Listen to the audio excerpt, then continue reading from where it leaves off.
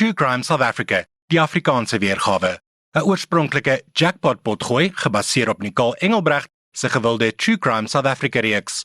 Die opinies in die potgooi reflekteer nie noodwendig die van Jacaranda FM nie. Hierdie episode gaan oor verraad. Hoe verhoudings van vertroue verraai kan word. 'n Man wat 'n vrou vertrou het, met wie hy op die punt was om te trou. 'n Seun wat sy ma vertrou het, om nie sy kwesbaarheid as 'n wapen teen hom te gebruik nie. Eensaamheid en rou kan dodelik wees, maar net as iemand anders daai pyn teen ons gebruik. Welkom by True Crime South Africa, die Afrikaanse weergawe. Ek is Gerda de Souza en hierdie is die verhaal oor die moord op Andrei Kleinsmith. Vir hierdie episode is die hofdokumente gebruik wat in die verskeie verhore ingedien is as deel van hierdie saak, as ook media-artikels en 'n episode van Huisgenoot se ware lewensdramas. Kom ons begin. Andrei Kleinsmith is in 1963 in Vereniging gebore. Hy en sy jonger suster Elise en broer Ernst het ook in die dorp groot geword en was in die plaaslike laerskool en toe ook in die hoërskool. Direk uit matriek uit het Andrei vir Telkom gaan werk, van 1980 af, deur sy hele loopbaan. Hy het sy pad die leer opgewerk in verskeie posisies in meestal die bedryfsaspek van telekommunikasiesake. Daar's nie veel te weet oor Andrei se eerste huwelik nie, maar hy het 2 seuns gehad. Sy suster Elise het later gesê dat tragedie gehang het oor die deel van Andrei se lewe. Een van sy seuns is oorlede in die ouderdom van 17 na 'n stryd teen kanker. 'n Jaar later is Andrei weer verpletter toe sy ander seun in 'n motorongeluk dood is. Teen 2015 het Andrei se huwelik ook verbrokkel. Andrei het probeer om sover as wat hy kon vir homself 'n nuwe lewe te bou. Hy het op sy eie in 'n woonstel in Brackenhurst gebly en het aan sy aftrede begin beplan wat volgens Telkom se regulasies op 55 sou inskop.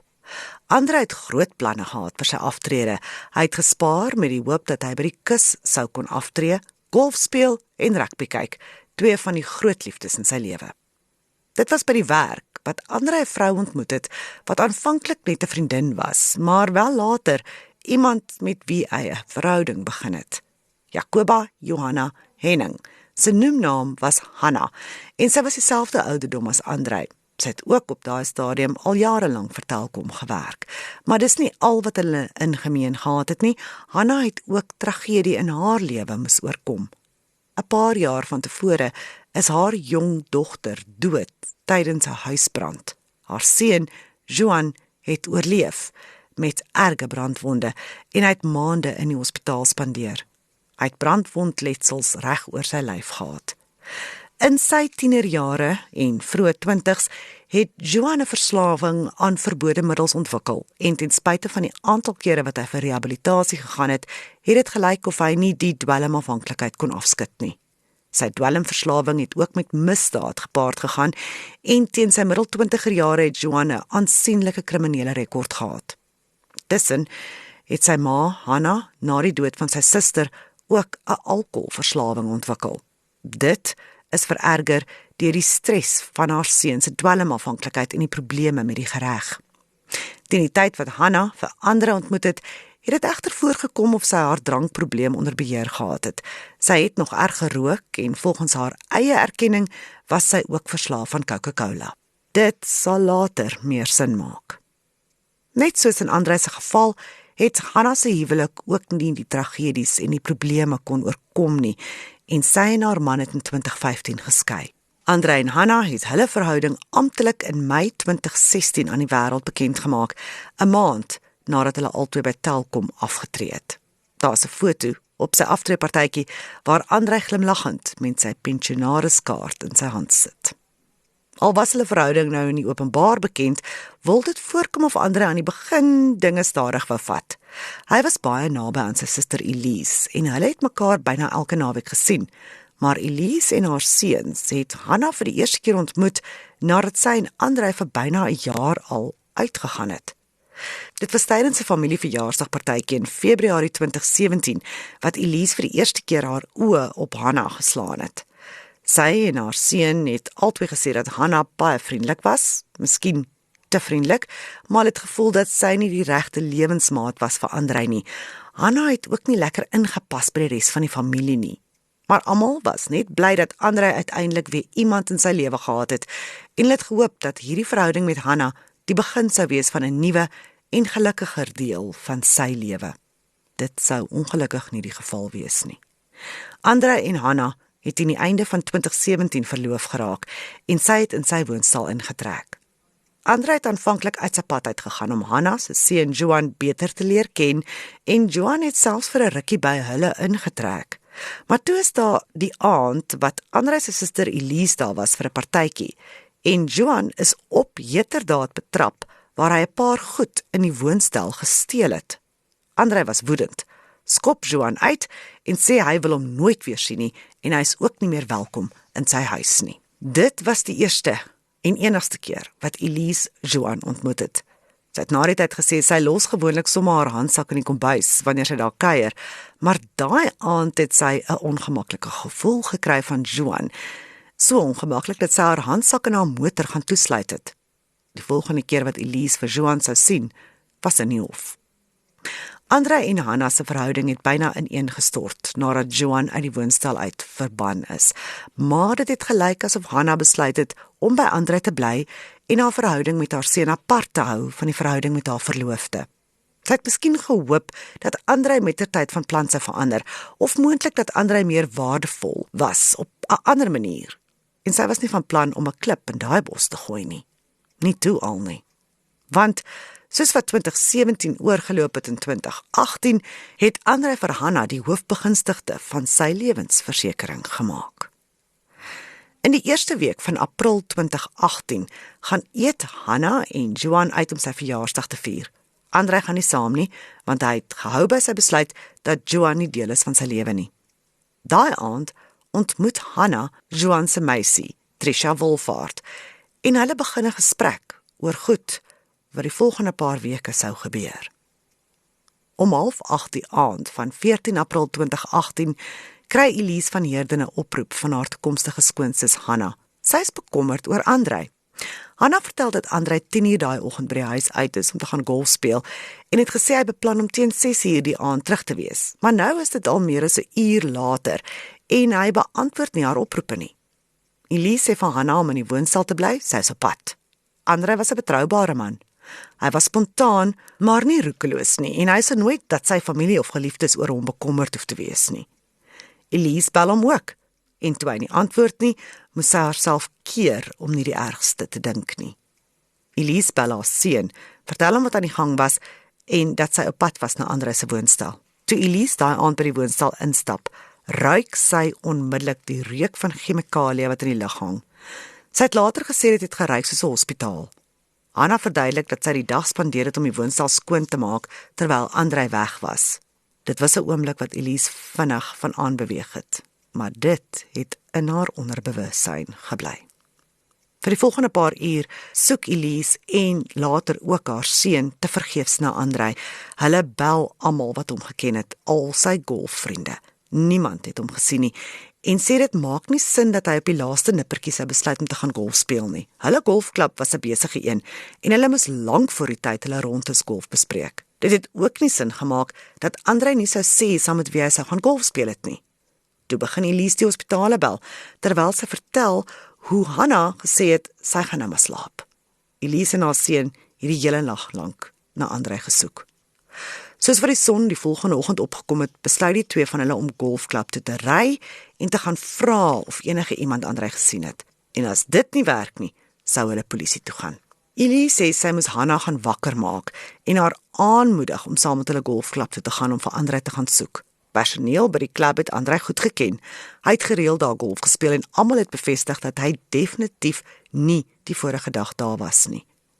Elise begin 'n sinkende gevoel diep in haar binneste kry. Sy het al die praatwerk gedoen en al die vrae gevra en toe sy na Hanna kyk, wat eenkant staan sy in rook, terwyl sy op haar foon besig is.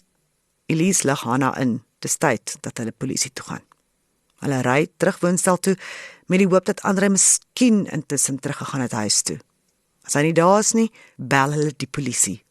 Die twee sou nooit so ver kom nie. Terwyl hulle terugry, kry Hannah 'n oproep van 'n polisiebeampte in Springs. Sy moet polisiestasie toe kom. Hulle sê nie hoekom nie, maar dit kan nie goeie nuus wees nie. Daar hang 'n swaar gemoed in die kar, soos wat Elise polisie toe ry. By die polisiestasie in Springs is dit sergeant Zenzile Murundi wat die hartverskeurende nuus aan Elise en Hannah moet oordra. Andrei se liggaam is daai oggend in sy bakkie gekry, agter die Springs sportstadion. Die liggaam was op die agtersitplek van die bakkie, toegedraai in 'n kombers met 'n Lions rugby logo op.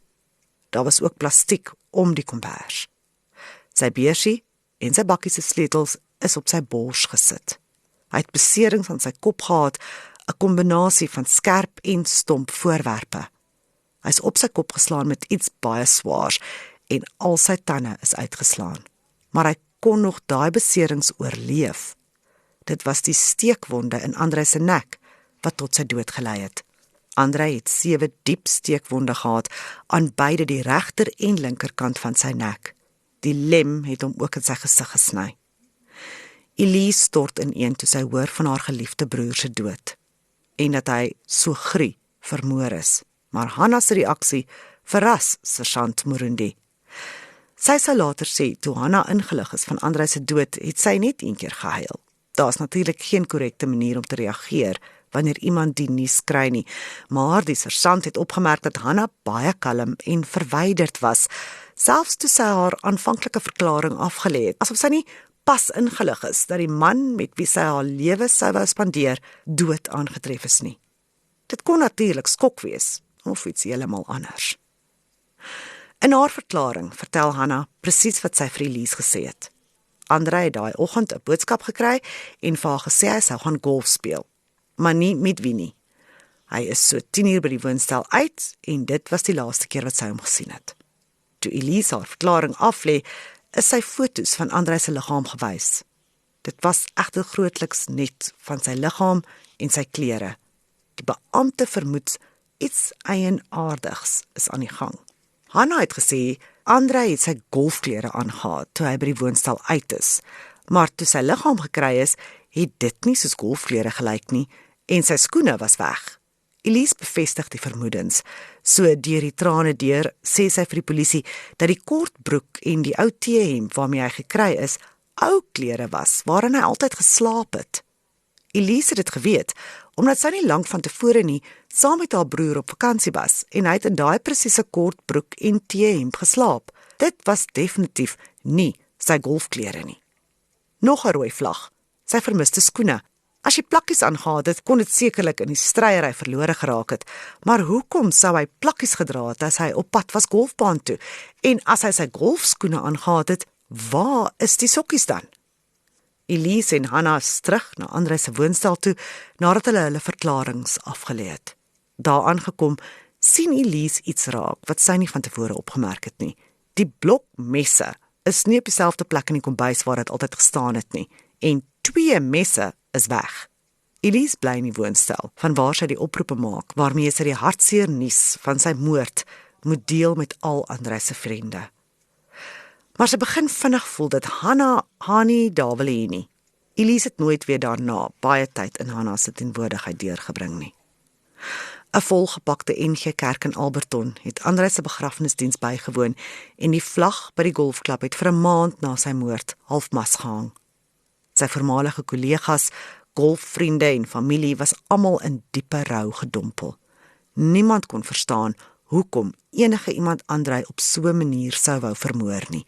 Dit het nie eers gevoel soos 'n roof wat moontlik skeef geloop het nie. Ja, sy selfoon is gesteel en is nooit weer aangeskakel nie, maar niks anders is gevat nie.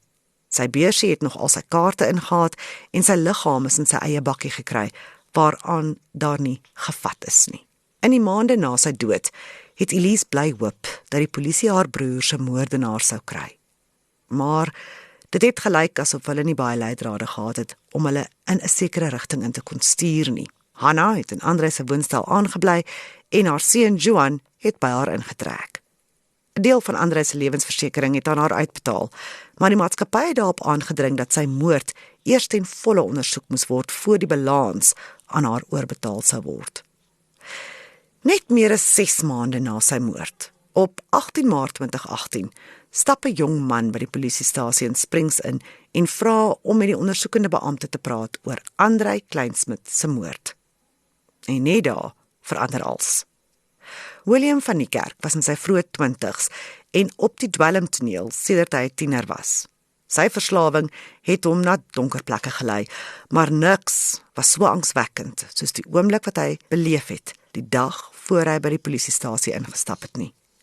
24 uur voor dit het hy in sy suster se huis gesit en bely dat hy by 'n moord betrokke was. Sy geskokte suster sê vir William, hy moet polisie toe, en as hy dit nie die volgende dag doen nie, het sy gedreig om self die storie vir die polisie te gaan vertel. En hy het geweet sy was ernstig daaroor. Sy suster het hom nog altyd ondersteun, deur alles waardeur hy is, maar hierdie was 'n stap te ver vir haar. William was vir ure lank by die polisiestasie in Springs, voor hy vir ondersoekende beampte, konstabel Sella Mosso, die wilde verhaal vertel het, wat die polisiebeampte homself nie kon glo nie. William verduidelik dat hy deel was van 'n groep mense wat saam gesweer het om Andrei Kleinsmid te vermoor. Die groep het hom bedwelm, gesteek en doodgeslaan voor hulle sy liggaam in 'n rugbykombers en plastiek toegedraai en op die agterste sitplek van sy bakkie gelos het. Hulle het die bakkie agter die Springs Sportstadion parkeer. Die rede? Geld. William verduidelik dat hulle elkeen 'n klein bedrag oorbetaal is, en soos wat hy vertel, begin die ondersoekende beampte die stukkies van die legkaart bymekaar sit. William is in hegtenis geneem en aangekla vir moord, regsverydeling en sameswering om moord te pleeg. Nog 3 verdagtes is binne die volgende paar dae vasgetrek. Hannah se seun Johan Henning, sy meisie Trisha Wolfhard en laastens Hannah Henning haarself. Toe sy hoor dat haar seun en sy meisie in hegtenis geneem is, het sy in 'n kas in Andrei se woonstel gaan wegkruip, waar die ondersoekende beampte haar toe gekry het. Soos wat die polisie en die staat vir die verhoor begin voorberei het dit vinnig duidelik begin word dat daar genoegsame omstandigheidsbewyse was, maar bitter min fisiese bewyse. Andrei se foon is in Johan se besit gekry, maar daar was geen ander getuies behalwe vir William wat homself 'n aangeklaagde was nie. Geen DNS, vingerafdrukke of geslote kring TV-opnames nie. Die omstandigheidsbewyse teen Hannah was sterk, gegee sy was die een wat die hele storie vertel het oor wat gebeur het op die laaste oggend wat Andrei lewend gesien is. Haar storie het heel duidelik nie sin gemaak nie, maar Hannah kon nie die moord op haar eie deurvoer nie, en al was dit bekend dat Johan en Andrei nie van mekaar gehou het nie, was dit nie genoeg om Johan 'n moordverdagte te maak nie. So verder die moordtoneel aangaan, is daar in geen van die hofdokumente aangedui of die polisie se forensiese span die woonstel wel deursoek het nie. Die woonstel was of baie goed skoongemaak en geen bloed is gekry nie, of dis nooit noukeurig deurgesoek nie. Die staat het nie bewyse gehad oor presies waar Andrei vermoor is nie. Dit was duidelik dat hy nie in sy bakkie vermoor is nie, daar was net 'n klein bietjie bloed op die kombers waarin sy liggaam toegedraai is. Na 'n gesprek met Andrei se familie, besluit die staat om vir William van die Kerk 'n pleitooreenkoms aan te bied. As hy instem om 'n seksie 204 staatsgetuie te word en teen die ander 3 sou getuig, en as die regter sy getuienis aanvaar, sou hy immuniteit kry teen enige vervolging. Volgens William het hy nie 'n groot rol gespeel nie. Hy het Andrei een keer met 'n brandblusser oor die kop geslaan en Johan toe gehelp om die liggaam te skuif, maar hy kon moontlik 10 jaar tronkstraf kry daarvoor, en hy besluit om staatsgetuie te draai. Die onderhandelings tussen die staat en William se regsverteenwoordigers was nie die enigste vertragings in die verhoor nie. Hannah het aanhoudelik gesê sy is te siek om in die hof te kon verskyn. En toe kom COVID-19 en sluit die howe vir 'n ruk, wat die verhoor verder vertraag het. 4 jaar na Andrei se dood, in 2022, skop die verhoor uiteindelik af. Johan se meisie Trisha Wolfhard het op daai stadium nog daarop aangedring dat sy onskuldig was. Maar toe draai sy ook teen Johan en Hannah en teken 'n pleitooreenkoms met die staat. Sy het skuldig gepleit op klag van regsverydeling. Beide Trisha en William het gesê dat sy nie deel was van die aanval op Andrei nie, maar sy het gehelp om sy liggaam te skuif. Sy het 5 jaar tronkstraf gekry. Johan Henning het ook besef dat die bewyse teen hom begin oplaai en hy draai ook staatsgetuie. Hy het aanvanklik gehoop dat hy versagting van straf sou kry, omdat hy skuldig gepleit het. Maar die regter het bevind dat die aanval op Andrei so onmenslik was en heel duidelik beplan, dat Juan se pleiterkenning nie gronde was vir versagting van sy straf nie. Hy is lewenslange tronkstraf opgelê. As deel van sy pleitooreenkoms het Juan teen sy ma getuig. Hy het haar betrek as die meesterbrein agter die moord. Maar toe dit vir hom duidelik geword het dat hy nie 'n verminderde straf gaan kry nie, het hy van plan verander en die staat het nie presies geweet wat hulle van hom sou kry toe Hannah se verhoor afskop nie. Hannah Henning het onskuldig gepleit op die klagtes teen haar. Sy het volgehou dat ten spyte van wat haar seun en sy vriende getuig het, sy niks geweet het nie en dat sy definitief nie die brein was agter die moorde op haar verloofde nie. Toe haar verklaring in die hof voorgelees is, het sy 'n addisionele element ingebring wat sy tot op daai stadium aan niemand anders vertel het nie. Hannah het by haar storie gehou dat Andrei 'n teksboodskap gekry het en vir haar gesê het dat hy daai dag sou gaan golf speel, maar nou het sy bygevoeg dat haar seun by die woonstel aangekom het om met Andrei te praat voor hy daar weg is. Sy gaan voort om te sê dat daar 'n oop blikkie Coca-Cola op die kombuis se toonbank gestaan het, toe haar seun alleen in die kombuis was. Toe sy terugkom in die kombuis, vat sy 'n slukkie en begin skielik lighooftig voel. Toe val sy flou op die kombuisvloer. Sy het aangeneem dat Andrei reeds golf toe is en dat Juan gery het. Die res van haar beëdigde verklaring hou by haar storie dat sy vir Andrei gewag het om terug te kom huis toe en toe hy nie het nie, het sy sy suster gebel. Die staat se saak het op William van die Kerk se getuienis staat gemaak. Die eerste getuie wat deur die staat geroep is, was egter die polisiebeampte wat die nuus oor Andrei se dood aan sy verloofde Hannah en sy suster Elise oorgedra het. Sy het vertel hoe eienaardig Hannah se optrede was en ook bevestig dat Hannah nooit genoem het dat sy vir 4 ure lank bewusteloos gelê het of dat haar seun by die woonstel was die oggend wat Andrei vermis geraak het nie. Elise was die volgende getuie wat deur die staat geroep is. Sy het vertel van die sterk reuk van chemikalieë wat sy geruik het toe sy Andrei se woonstel ingestap het en het ook verwys na Hannah se eienaardige optrede, as ook die feit dat 2 messe weg was uit die blok op die kombuis se toonbank. Elise het verder ook aan die hof bevestig dat die klere waarin haar broer se liggaam gevind is, sy slaapklere was. Elise se aanduiding was dat hy nooit sy golfklere aangetrek het nie en verder dat hy uit sy eie huis gedwing is. Al het Trisha Wolfhard volgestaan dat sy nie belang gestel het om haar mede-aangeklaagdes te verraai nie, het sy 'n ter 11de ure ommekeer gemaak en vir die staat getuig teen Hannah. Dit was haar getuienis en die van die volgende getuie, William van die Kerk, wat op die ou end aan die hof en Andrei se gesin uiteindelik die prentjie kon skets van sy laaste paar uur. Die twee se getuienis het ietwat verskil wanneer dit kom by Trisha en William se betrokkenheid. Albei wou klaarblyklik hulle rol in die moord afwater, wat nie 'n verrassing was nie, maar oor die algemeen het hulle dieselfde storie vertel, veral oor Hannah se betrokkenheid. Volgens Trisha en William is dit wat gebeur het.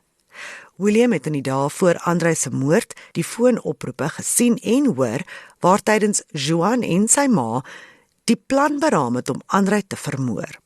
Trisha het ook getuig dat sy hiervan geweet het, Andrei sou vermoor word vir die geld wat Hannah uit sy lewenspolis betaal sou word. Die dag voor die moord het Juan 'n vervalste voorskrif ingedien vir slaappille. Die oggend van 14 April 2018 het hy die pille vir sy ma gevat, terwyl die ander 2 nog by hulle blyplekke was. Toe Juan terugkom, het hulle KFC gekoop en geëet en daarna is al 3 van hulle teen so 9 uur se kant na Andrei se woonstel toe. Met die instapslag het Hannah vir hulle gesê Andrei slaap op die bank. Dit het William laat verstaan dat Hannah reeds vir hom die slaappille ingegee het, sodat hy nie sou kon terugbeklei nie. Hannah het vir Juan messe gegee wat in die kombuis was en sy is by die huis uit. William en Juan is boontoe in die woonstel na Andrei se slaapkamer toe, waar Juan vir William aangesê het om 'n brandblusser in die slaapkamerkas te kry. Hy moes toe vir Andrei daarmee oor die kop slaan en die brandblusser saambring. En toe begin Juan Andrei verskeie kere in die nek steek. William getuig dat hy en Trisha heeltemal oorweldig was met wat hulle gesien het en hulle stap uit. Toe Andrei dood is, het al 3 gehelp om sy liggaam toe te draai en dit in die bakkie te sit. Hannah het teruggekom voor hulle gery het en al 4 het die sitkamer begin skoonmaak waar Andrei op die bank doodgesteek is. Hulle het verskeie skoonmaakmiddels gebruik. William sê dis toe, wat hy in skok ingegaan het oor wat hy gesien het en deel van was. En Hannah het hom 'n pil gegee om hom te help kalmeer. Hy sien hoe Hannah R2000 kontant aan haar seun gee na die moord. Die volgende getuie was die ondersoekende beampte, wat probeer het om Johan Henning se pleitverklaring as getuienis voor die hof in te dien. Johan het aanvanklik ingestem om teen sy ma te getuig, maar toe hy besef dat hy nie 'n verminderde straf gaan kry nie, het hy 'n onvoorspelbare getuie geword en die staat wou hom nie noodwendig as 'n getuie roep nie. Hannah Henning het besluit om nie in haar eie verdediging te getuig nie, maar haar seun Johan het toe wel vir die verdediging getuig. Soos wat die staat voorspel het, was die jong man se besluit om of wraak te neem teen die staat, wat nie sy straf wou verminder nie, of om sy verhouding met sy ma te probeer red. Johan vertel aan die hof dat hy deur die staat gedwing is om skuldig te pleit en dat hy ook nie geweet het presies wat die pleitooreenkoms bevat nie. Hy beweer sy regsverteenwoordiger het die ooreenkoms geskryf en hom dit laat teken sonder dat hy kans gehad het om dit eers te lees. Johan het egter nie ontken dat hy Andrei vermoor het nie, maar eerder dat dit nie beplan of bedoel was nie. Hy het gesê sy ma het geen rol in die misdaad gehad nie. Johan sê hy wou Andrei net 'n paar keer slaan, omdat die man hom die woonstel belet het, maar dit het ver gegaan en voor hy dit kon keer, is Andrei dood. Toe sê hy sy ma se nuwe storie, dat sy vir 4 ure op die kombuisvloer bewusteloos was, is die waarheid. Dit, sê Johan, is omdat hy Rohypnol, wat daarvoor berig is dat dit gebruik word in verkrachtings, in die oop blikkie Coca-Cola gegooi het, wat op die kombuistoonbank gestaan het. Andrei, sê hy, is geen pille ingegee voor hy hom geslaan het nie.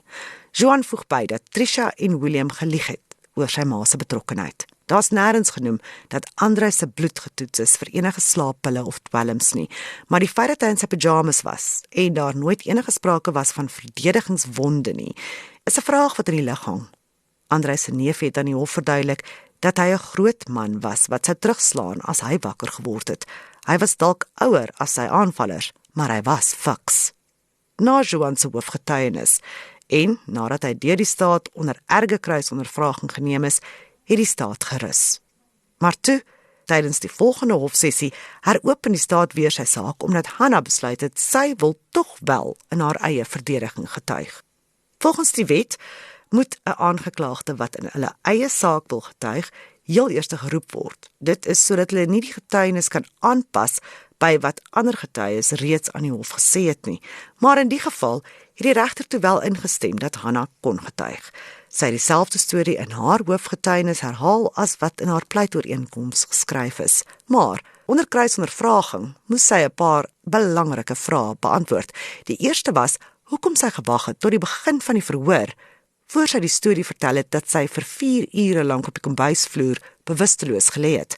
Hoekom het sy gewag, voor sy gesê het dat haar seun wel daar was, daai oggend, by die woonstel? Sy het beweer, sy het gereken, dit was nie belangrik nie, en het eintlik heeltemal daarvan vergeet. Hoe is dit moontlik, wat die staat weet, veral in ag genome die probleme tussen Andrei en Johan? Hannah het geen verduideliking hiervoor gehad nie, behalwe deur te sê dat die angs en rou wat sy beleef het na Andrei se moord daartoe gelei dat sy nie ag geslaan het op wat met haar gebeur het nie. Sy het ook nie geglo dat haar seun enigstens betrokke was by Andrei se moord nie, totdat die bewyse aan haar voorgelê is. Die staat verwys daarna dat Johan se hele plan om Andrei te bedwelm net sou kon werk as hy die hulp van sy ma gehad het wat die oop blikkie Coca-Cola in die kombuis sou los en waarin hy toe die Rohypnol kon drip. Haar verdediging was dat haar seun haar goed genoeg geken het om te weet dat daar altyd 'n oop blikkie Coke sou staan, omdat hy geweet het sy is daaraan verslaaf en solank sy wakker is, het sy Coke gedrink. Die volgende vraag, toe sy haar bewussyn op die kombuisvloer herwin, hoekom was dit nie vir haar vreemd dat beide haar seun en haar verloofde haar bewusteloos op die kombuisvloer gelos het nie? Die woonstel is so ontwerp dat hulle by haar moes verbyloop waar sy op die kombuisvloer gelê het om by die voordeur te kon uitkom. Sy het nooit so daaraan gedink nie, antwoord Hannah, maar sy het probeer om Andrei te bel die oomblik toe sy bykom. Hy het nie geantwoord nie en sy het aangeneem hy speel al golf. Sy het nie weer gaan dink oor haar seun se optrede daai dag nie. Toe, Nou die kwessie wat deur Elise na vore gebring is, dat Hannah die huis daai dag baie noukeurig skoongemaak en dit na chemikalie geruik het. Hoe is dit moontlik, wat die staatsaanklaer weet, dat Hannah van sowat 9 uur die oggend tot 1 uur daai middag bewusteloos op die kombuisvloer kon lê, wakker word met 'n kopseer, winkels toe gaan om nog coke en kopseerpille te gaan koop, kon terugkom woonstel toe en ten spyte van alles gesond genoeg gevoel het om die huis skoon te maak. Die reuk van chemikalie het daarop gedui dat sy 'n baie sorgvuldige skoonmaaksessie gedoen het. Al dit voor 5:30 die middag, toe sy sê sy Elise gebel het. Hannah trek van haar woorde terug, miskien sê sy, moes sy nie gesê het diep skoonmaak sessie nie, dit was eerder net die afvee van die oppervlaktes met verskillende skoonmaakmiddels. Daarmee het sy haar getuienis afgeëindig. Die regter het die bewyse voor hom opgeweeg en in sy uitspraak bevind dat daar geen teenstrydighede was in die polisiebeampte se verklaringe of in die van Elise nie.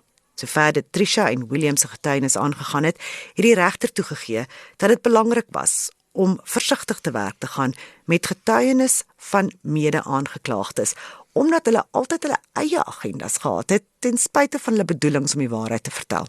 Hy het uitgewys dat daar definitiewe verskille was in die twee se getuienis, veral wat betref hulle aparte rolle in die misdaad, maar ook dit het die regter gemeen is nie ongewoon nie. In sy opinie het dit egter nie 'n verskil gemaak wanneer dit gekom het by die geloofwaardigheid en die inhoud van hulle getuienis as 'n geheel nie. Inteendeel, die regter het bevind dat hy nie rede gesien het hoekom Trisha en William sou lieg oor die betrokkenheid van Hannah Henning nie, gegee die posisie waarin die twee hulle self bevind het. Trisha was op daai stadium reeds besig om haar tronkstraf uit te dien, en so ook Joan. William het ook nie baat gevind deur Hannah te betrek by die moord nie. Hy het by sy storie gehou van dag 1 af, terwyl daar aanvanklik geen pleitooreenkoms op die tafel was vir hom nie. Hy het tog genoeg tyd gehad om 'n ander storie te kon uitdink in die maande na Andrei se moord en totdat hy in hegtenis geneem is. En daar was vir hom geen voordeel daarin om 'n onskuldige persoon by die misdaad te betrek nie. William is immuniteit teen vervolging toegestaan en toegelaat om uit die hof te stap. Aan die ander kant het die regter bevind dat Joan en Hannah se getuienis nie sin maak nie. Dis nooit 'n goeie teken vir die hof wanneer getuies van stories verander nie, en Joan is deur die hele verhoor, die uitspraak en die vonnisoplegging voor hy met die bewering vorendag gekom het dat hy gedwing is om skuldig te pleit en sy ma ook verkeerdelik te betrek. Hy het amper 5 jaar gehad om sy storie aan te pas, maar hy het dit gedoen eers toe hy begin besef dat hy nie 'n ligter vonnis sou kry nie. As dit by Hannah se getuienis kom, het die regter gesê dit het die minste sin gemaak van almal, en hy het geen ander opsie gehad nie as om tot die slotsom te kom dat sy die storie opgemaak het oor haar bewusteloosheid as teenvoeter vir wat Trisha en William getuig het. Maar op die ou end het dit Hannah selfs meer skuldig laat lyk. Dit was volgens die regter eenvoudig verregaande dat iemand bewusteloos op 'n kombuisvloer sou lê vir 4 ure nadat sy na bewering dwelms ingegee is deur haar seun wat 'n kriminele geskiedenis het, maar sy dink nooit daaraan om die polisie daarvan te vertel nie. Die regter sê in sy uitspraak Trisha en William se weergawe is deur die hof aanvaar, en so ook Joan se oorspronklike pleitverklaring. Hannah het saamgesweer om haar verloofde Andrei Kleinsmith te vermoor en het ook in die misdaad self gehelp. Hannah Henning is skuldig bevind aan moord en regsverydeling. Die klag van sameswering om moord te pleeg is deur die moordklagte op sy gesit. Dit was 'n skuldig bevinding waarvoor Hannah maklik lewenslange tronkstraf kon kry, maar die regter het haar ouderdom in berekening gebring en haar vir 20 jaar tronk toegestuur en 5 jaar vir regsverydeling. Interessant genoeg het die regter bevind dat die vonnisse nie gelyktydig uitgedien moet word nie, maar na mekaar, wat beteken Hannah is vir 25 jaar tronk toegestuur. Sy sal in aanmerking kom vir parol oor 12,5 jaar, maar moontlik 2 jaar voor dit, omdat sy dan 65 sal wees. Dit beteken Hannah Henning kan op parol vrygelaat word in of 2029 of 2031. Haar seun, Joan Henning, sal in aanmerking kom vir parol in 2043. Andrei se neefie het verswarend van Hannah se straf aan die hof vertel, van die eerbare en gawe man wat sy oom was. Hoe hartverskeurend om te dink dat Andrei soveel tragedie in sy lewe moes deurmaak en oorleef, en net toe hy dink hy stap 'n nuwe, kalm tyd van sy lewe in met 'n nuwe lewensmaat, waarmee hy saam gaan oud word, is daai kans op die mees brutale van maniere van hom af weggeruk, omdat Hannah haar hande op sy geld wou kry. Mens kan net wonder of hierdie hele storie wel aan die lig sou kom, as William nie daai oorspronklike bekentenis teenoor sy suster gemaak het en sy hom nie gedwing het om polisie toe te gaan nie. Hannah is toe alreeds die helfte van Andrei se lewenspolis uitbetaal, amper R1 miljoen. Dit sou maklik vir haar gewees het om die geld te vat en land uit te vlug, om nooit weer terug te kyk nie. Maar sy en haar seun was so selfverseker dat hulle met moord weggekom het, dat hulle heel gemaklik in Andrei se woonstel aangebly het. Hulle het self sy bakkie verkoop toe die polisie dit aan haar teruggegee het. Dis angswekkend om te dink dat die groep so 'n basiese moordplan kon uitvoer met 'n groot kans dat hulle nooit gevang sou word nie. Dit het 'n man gevat wie se gewete hom gery het om als oop te vlek. Andrei Kleinspit het 2 van die grootste verliese moes oorleef wat mens kan. Die dood van beide sy 2 seuns. Al wat hy wou doen, was om te fokus op sy aftrede en om vreugde te pers uit wat sy lewe nog vir hom kon bied. Dit moes so 'n wonderlike verrassing vir hom gewees het, toe hy 'n vrou ontmoet wat sy pyn verstaan het, en sy het. Hannah het al te goed verstaan. Maar sy wou nie Andrei se pyn help verlig nie. Sy het dit bewapen, dit teen hom gebruik. Sy het al die regte goed gesê en al die regte goed gedoen, net genoeg om daai glinster van hoop weer in hom te laat flikker. En toe slaan sy toe, en vat wat sy wou hê, ongeag van die koste. En sy het bitter amper daarmee weggekom. Dankie dat jy geluister het na True Crime South Africa, die Afrikaanse weergawe. Hierdie was die storie oor die moord op Andrei Kleinspit. True Crime South Africa, die Afrikaanse weergawe, is 'n oorspronklike Jackpot potgooi. Die ware misdaadverhaal is nagevors en geskryf deur Nicole Engelbrecht vir haar gewilde True Crime South Africa reeks. Dit word aangebied deur Jackran FM se Gerda de Souza. Luister na nog oorspronklike potgooi reekse en nuwe episodes by jackranfm.com, klik op Jackpot of kry dit by jou gunsteling potgooi toepassing.